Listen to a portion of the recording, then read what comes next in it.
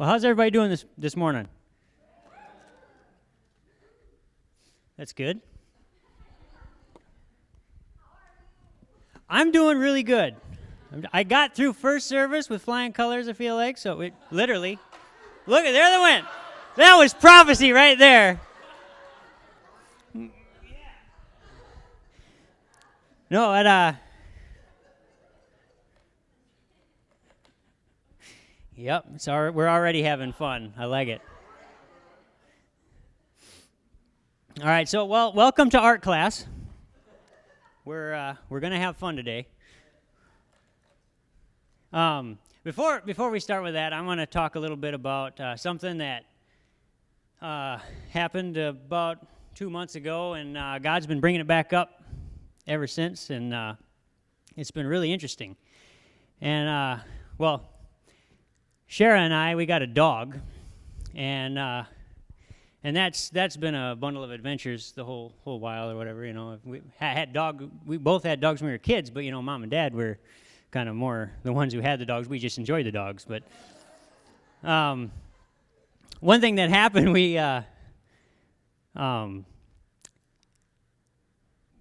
got this dog, and I noticed that when we put her in the crate, we're gone for a little while, we'd come back, and the dog would, she'd be just all excited to see us for a little while, and then after we forced our attention on her and just praised her the whole time, eventually she's kind of like, oh, man, I kind of would like my own time, and she'd start ignoring you. You could talk to her, and then when we first got her, you literally, if you wanted to get her attention, good luck. She just had her own little mind, own little world, whatever.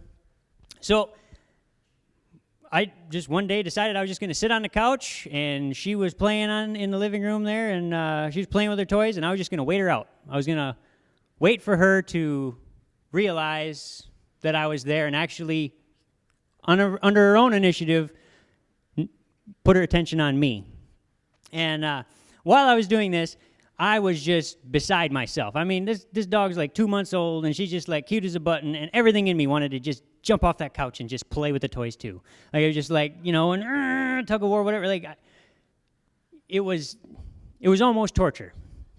And while I'm doing it, but I'm doing it for the dog's good. I want her to recognize the importance of my voice. I want her, when she's later someday out in the yard and she's running towards the road, I want her to recognize my voice when I say, stop, come back. I don't want her to just live life ignoring my voice because she takes it for granted. And while I'm sitting there doing this and my heart's just pounding, God pointed out to me that, I do the same thing for the same reason. I want you to value me. I want you to see the importance in us, this relationship. And since then, God has taken me back to that and pointed out the simplicity of just that he's not hiding. So much of my life, you read the verse, seek me and you will find me when you search for me with all your heart. Does it really sound, is the emphasis so much on, is the hiding, or is it the what you're doing with your heart? Is the emphasis on the searching or with your heart? It really stands out to me that he's not, when he showed me that, it stood out to me that he's not hiding, he's just waiting for me to look. It's just that simple. That it's not that I'm so busy hanging on to the things in front of me, then I'm not looking for him is the only reason why I feel like he's hiding. Maybe I'm the one who's hiding. Maybe I'm the one who needs to let go of all the nonsense and just, oh, you're right there, literally waiting for me. So, a little while before that, it was, this was probably 6 months ago, I was in a funk. And just I don't know, you've ever been in a funk? You ever just gone through where you just kind of wallow in your own self-pity and you feel worthless and you don't know how to get out of it? You just can't really seem to find a way to claw out of the mess? That's where I was. I just I felt like I hadn't heard God in months. I was just I didn't know where God was. I was just I can't find you. I don't know how to. And I stopped by Liberty here, and I was Pastor Paul and Stephen, I'm not kidding, it seemed like they were onto it right away. And they were like saying encouraging things, and they were, just trying to build me up. And I was so busy with my own pity that I was not hearing any of it. It was literally like, just whatever, guys. I feel worthless, and that's how it is. Stop. Well, all of a sudden, Kara pipes up, and she just, out of the blue, says, I 100% trust your ability to hear God. And the second she said that, I wanted to leave because it broke something in me, and the waterworks were coming, and I just barely got out to the truck, and I was just like, wah. And I got home, and I sat down, and I literally just sat down, and God was just yelling in my ear. It was as simple as that. It was, all that was just gone, and all of a sudden, he was just 100% real, and he was yelling in my ear, and he was telling me about how he made Adam and Eve to experience him and to enjoy him, and he could enjoy them and to live in a relationship with them, and how maybe that was lost, but then, and it wasn't even completely lost, but the way he wanted it was lost, and then now Jesus came back to buy us back. I'm literally built, recreated, a new creature, something that's never been before. You are a new creature built from the ground up to experience and live your life with him. And I noticed when I was preaching this in first service, that is what he really got excited about. I would try to explain, and we're going to get into this, and I'm going to draw some pictures, and you're going to go, why is he even drawing? Because he's no good at it. But I noticed that he would get really excited every time I started talking about you and him versus trying to explain the other stuff. So he's really fired up about you and him. So first we're going to start with the obvious one. And here we go. Oh, my goodness, it's a giraffe.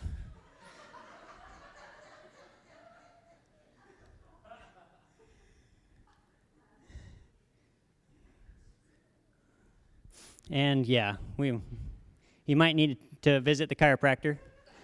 Wrong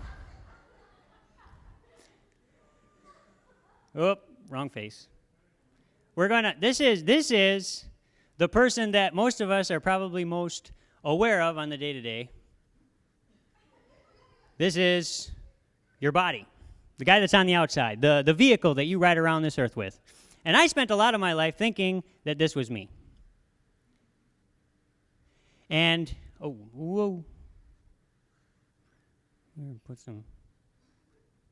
got some clothes on him. There we go. That was close. Okay, so yeah, I spent a lot of my life thinking that this was me, just, because that's what you're aware of the moment you're born. You're, like first thing you probably experience is hunger, or that it's cold, or, I'm all of a sudden, my legs and arms are free to do whatever they want. Wrap me up. You are very much aware of this thing telling you what it thinks. And throughout this, if I get any frustration or I start calling it a thing or, crap or whatever, it's just, sometimes this guy you get sick of dealing with him.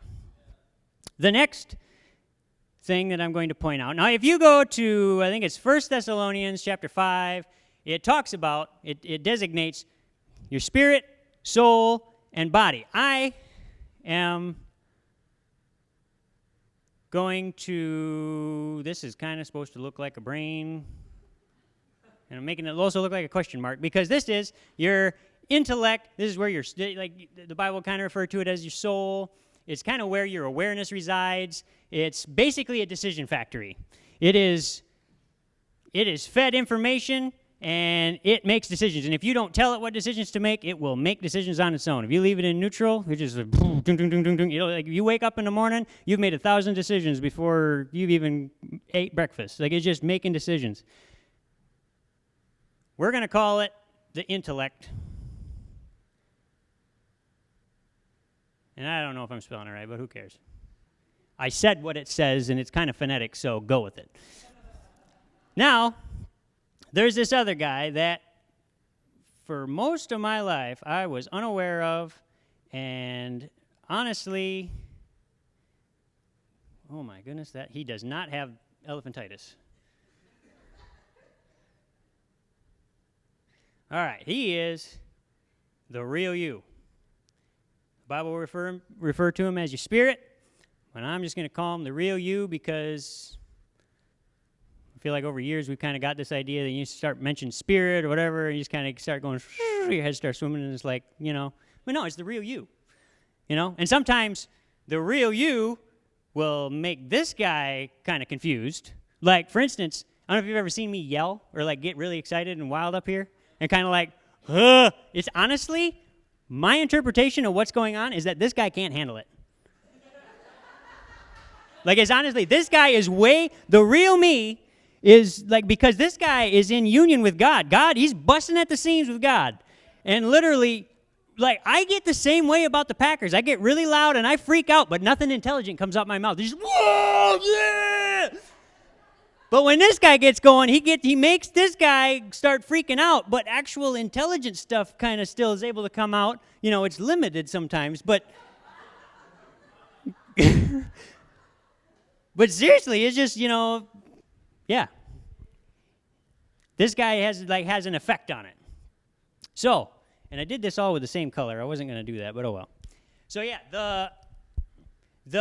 I woke up the other morning and I saw this, and the thing that was most apparent to me was, like, if you read Romans chapter 6, it'll kind of define the two of them.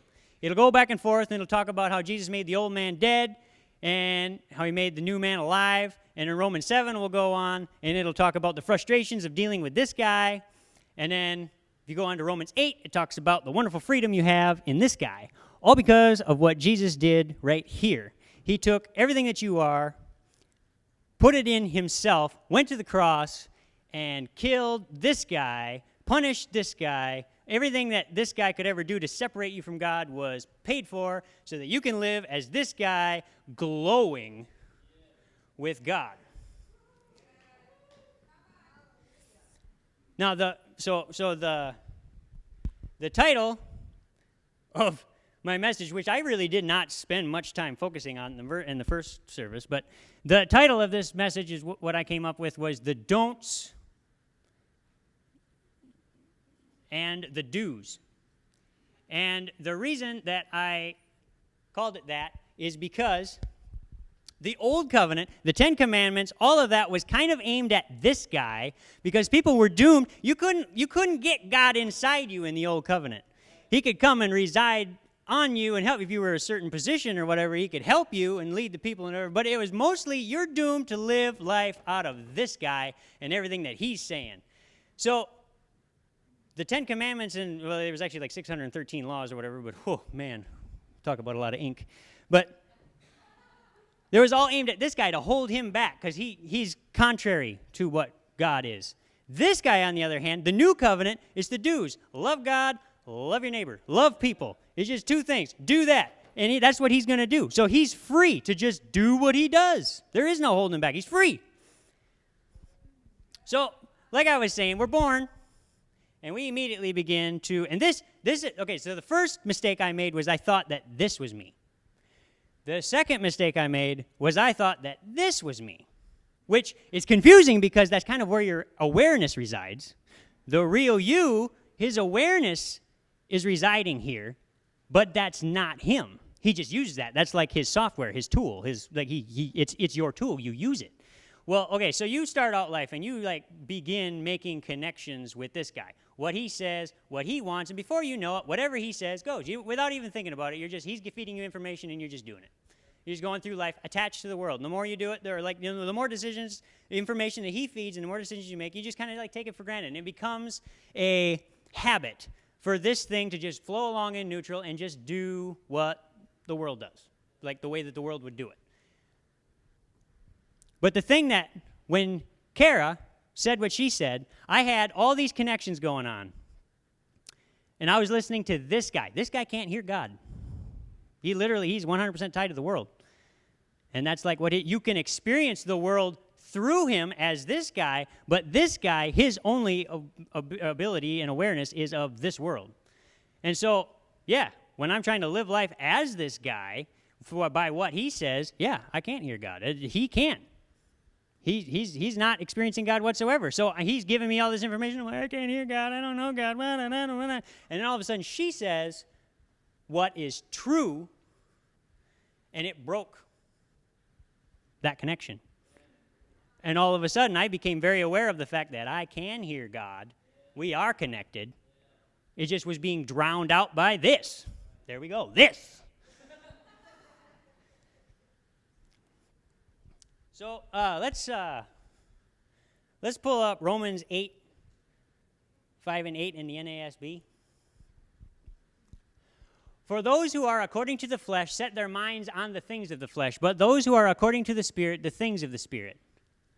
For the mind set on the flesh is death, but the mind set on the Spirit is life and peace.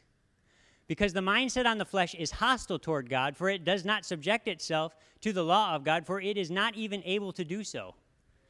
And those who are in the flesh cannot please God.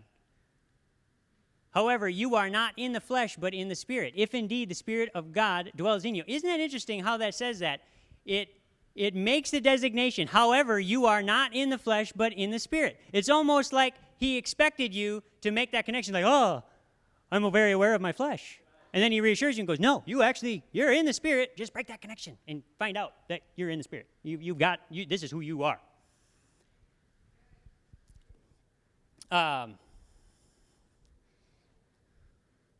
So recently, since going back to the story about the dog, since then, it's just, it wasn't even based on anything. It was just all of a sudden, it just kind of started happening. All of a sudden, God would just like point out to me like how my body was talking to me, and I'd all of a sudden be in the middle of making a decision, like just reaching for something, and I'm not going to get into what that is because for me it's one thing, for you it might be another thing, and that's you have your own relationship with God. God talks to you. When you hear him talk to you, go for it, But so I'd be in the middle of making a decision according to what the information my body would give me, and I would all of a sudden go, or I would just get this like inkling, like, that's your body. And that was like the most thing I was most aware of, is that it was my body making that decision, or influencing that decision. He doesn't make the decision, he just influences them. And so to be honest with you, I'm going to be flat out honest with you. It took me like a month before I even started listening. Like it was like a month of being checked on stuff before I ever did anything. But eventually, and it was just little things. You don't need to jump to big things. Don't go there in your mind. Where it was just little things. Simple little things. And all of a sudden, one day, my sister was over, and I was playing with the dog. And she's bigger now, but we're playing fetch, and I'm throwing the toy or whatever right in the living room, and I threw the toy, and I don't know why I took off after her and was going to wrestle it away from her, and I took off running, and she was chasing me, and she went right between my legs, and I scissored just bang, like I was moving fast and couldn't stop, and just boom, and I tumbled, she tumbled, I don't know what all happened, but when we got back up, she couldn't use her one front leg. She literally was crying, and she had her leg out like this, and she was just like, she couldn't put weight on it. She just went straight to the floor. And my first thought was technically from this guy. This is nothing. This is covered. Jesus got this covered. The split second later, this guy fired up. What's your sister going to think if you do anything? Like if you try to, get God involved, she's going to think you're crazy. You're going to look stupid. What if you fail? What if God fails? Naturally speaking, this doesn't look good. But this is something that was new to me. I recognized that this was my body talking. Most times I would have thought that was me, but it was just information coming from him. And when I recognized that, I was like, no, I'm not going to listen to that. And I went up and I told the dog, you're okay. Grabbed her paw and said, why don't you just take a little bit of grace from Jesus? Grabbed the toy and threw it again. She took off after it, and she was just fine. Just fine. It's so simple. Just let God do it. Let him. Get this guy out of the way, and just let him do it. That's what, could we look at Romans, what we just looked at in Romans, but in the Message? For those who think they can do it on their own, end up obsessed with measuring their own moral muscle, but never get around to exercising it in real life. Those who trust God's action in them find that God's Spirit is in them, living and breathing God. Obsession with self in these matters is a dead end. Attention to God leads us out into the open, into a spacious, free life. Focusing on the self is the opposite of focusing on God. Anyone completely absorbed in self ignores God, ends up thinking more about self than God, and that person ignores who God is and what he is doing. And God isn't pleased at being ignored. Now, I would like to, that last verse there, or that last part, that last sentence, God isn't pleased at being ignored, that kind of tripped me up, and like the old covenant kind of got in me. Whoa, God's mad at me if I'm being ignored. Like that kind of affected me for a while, but then all of a sudden, going back to the dog and me on the couch, what if it's just as simple as, I'd be really happy if she looked at me. I'm not mad. My heart is pounding. I can't wait. If you look at the prodigal son, when he left, he went and did his own thing. When he came back, it says, well, he's still a long way off. His father came running to meet him, and his heart was pounding. His heart pounding, he ran and embraced him and kissed him. He was just waiting for the day when he turned, but it didn't say anything about him being mad. I wasn't mad at the dog for not looking at me. In fact, I just was dying to get down on the floor anyway. Like took everything I had to hold back. So don't take any condemnation. We're not in that. We're spirit. We're literally in a bear hug. This is what he kept saying to me. You're in a bear hug with me. I'm bear hugging you. I'm whispering in your ear. I'm telling you who you are. It says in Romans 8 that his spirit witnesses to our spirit that we are the children of God, by which we cry out, Abba, Father.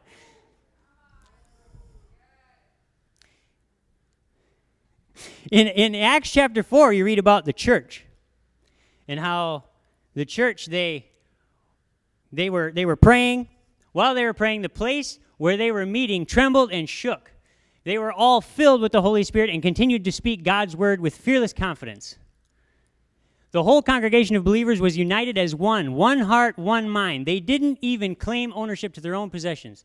Now, this is what really stands out to me. One heart, one mind. They were living out of this guy. They're just letting the real guy free and letting him do what he does best, the do's. So, like, I can see where we could get weird and be like, okay, let's all go sell everything we have, and then this guy can feel really good about himself. But let's just be this guy and do what he does and go with that. So, and I would really like to point out that this is not a formula.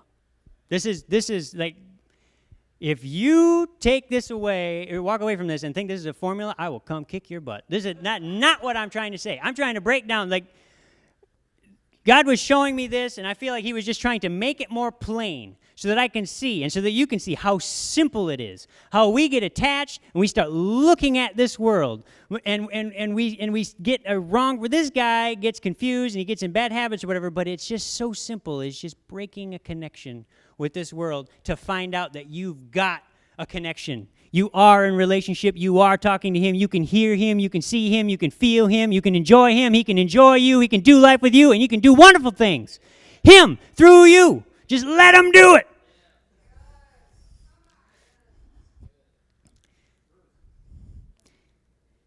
So, has anybody ever heard the song, I want to know what love is. I want you to show me. Yeah, I want to feel what love is. I want you to show me. Man, I heard that song, and honestly, I woke up one morning singing it. And I had to hear it. I went and looked, and we had heard it within like probably a month of that or whatever. It was on The Voice. This guy, Hunter Plake, he's actually a worship leader. He went on The Voice, and he redid the song. But I woke up one morning, and that song was in my head, and I had to hear it. And once I heard it, it just lit up something on the inside of me, the real me. It was just like, man, I couldn't help but worship. Every time I heard it, it was just like, man, you are love. You're love, and I want to experience more of you. I want to see more of you. I want to break these connections so that I can see just how much of you is in me. And I listened to that song until it drove my wife nuts. One day she threw the refrigerator open and just making fun of it. I know love. is.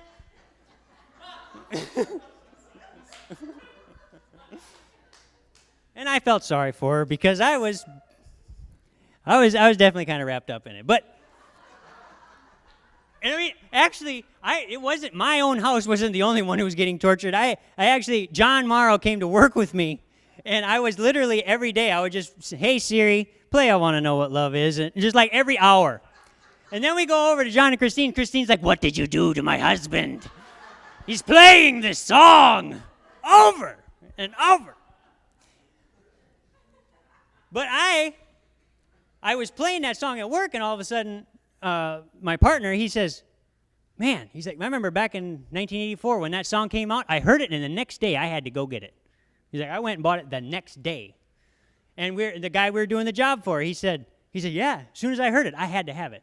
He's like, I don't know what it is about that song. And when they were talking about it, it kind of resonated with me, and I was like, And I got thinking about it later, and I was like, yeah, that makes sense. Like, if you really think, it really bothered me how much that song was just like, I couldn't help think about God, anything but God when I heard that song. Like, later on, it's like, I gotta take a little time to look around me. I've got nowhere left to hide. It looks like love has finally found me. Like, doesn't that make sense? Like, it was just bothering me. And finally I was thinking about it. I was like, you know what? What if the guy that wrote that song, he actually was writing that song from a place of this guy wanting to know God. Like, actually, maybe not even being saved yet, but yet the real him was like, I want to know God. I want to know God. And so then I was mentioning this to share that this was my theory. I was like, this is all just me. I could be wrong, but this is a theory. And so she looked it up. And this is a quote from the guy who wrote that song, Mick Jones. And he said, I always worked late at night when everybody left and the phone stopped ringing. Doesn't that sound like there'd be less connections going on? I Want to Know What Love Is came up at 3 o'clock in the morning, sometime in 1984. I don't know where it came from. I consider it a gift that was sent through me. I think there was something bigger than me behind it. I'd say it was probably written entirely by a higher force. And when I heard that, it just wrecked me because it just made it so plain how much we need our Father, how much we're intended to live this life with Him, aware of Him, letting Him do what He does, letting Him affect things the way He does, the way He wants to. You know, a lot of the things that we're, like, you see, like, you know, people just, they blame God for stuff, but it's not Him at all. We've created that reality. We're living out of this guy, and we've created a false reality that's a lie. We need to let this guy out. And in so doing, you let God out because He is literally, you can't tell where God starts and He ends. Thank you for listening to Liberty Christian Center's podcast. To partner with this ministry or for any additional information, please visit libertychristiancenter.org.